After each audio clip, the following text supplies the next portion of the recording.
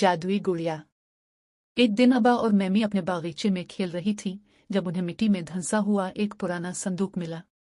दोनों ने मिलकर उसे खोला तो अंदर एक खूबसूरत गुड़िया थी, चमकदार लिबास में, जैसे कोई परी हो।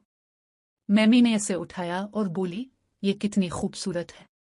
परांपिट, दो छोटी बच्चियां, एक 7 साल की और दूसरी 5 साल की, जो परियों जैसे चमकदार लिबास पहने हुए हैं, एक पुराने लकड़ी के संदूक को खोल रही है।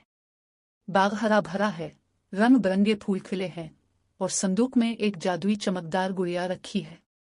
बच्चियां हैरान और खुश नजर आ रही हैं। जैसे ही अबा ने गुड़िया को हाथ लगाया, एक चमकदार रोशनी निकली और गुड़िया मुस्कुराकर बोली, शुक्रिया, तुमने मुझे जगा दिया। अबा और मैमी हैरत से इसे देखने लगे। तुम बोल सकती हो? अबा ने पूछा।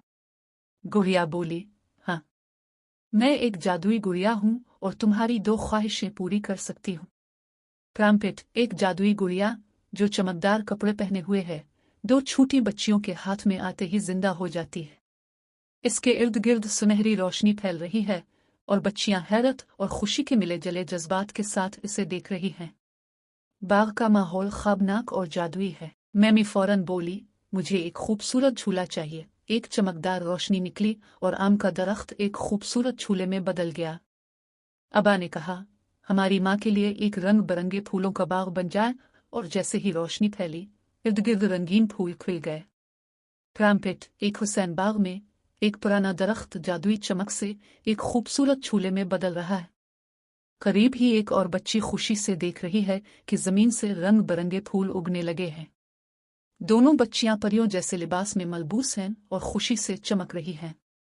गुड़िया मुस्कुराई, मगर फिर इसका चेहरा उदास हो गया। मेरा जादू खत्म हो गया, मुझे अब दोबारा सोना होगा, इसने धीरे से कहा। अबा और मैमी थोड़ी उदास हुई, मगर फिर गुड़िया को गिले लगाकर बोले, तुम हमारी सबसे प्यारी गुड़िया हो। गुड़िया एक आखिरी चमक के साथ खामोश हो गई, मगर उसके चमकदार लिबास में एक नई रोशनी आ गई और जैसे वो भी खुश हो। प्राम्पिट, 2 छोटी बच्चियां जो चमकदार परियों जैसे लिबास पहने हुए हैं, अपनी जादुई गुड़िया को आखिरी बार गिले लगा रही है।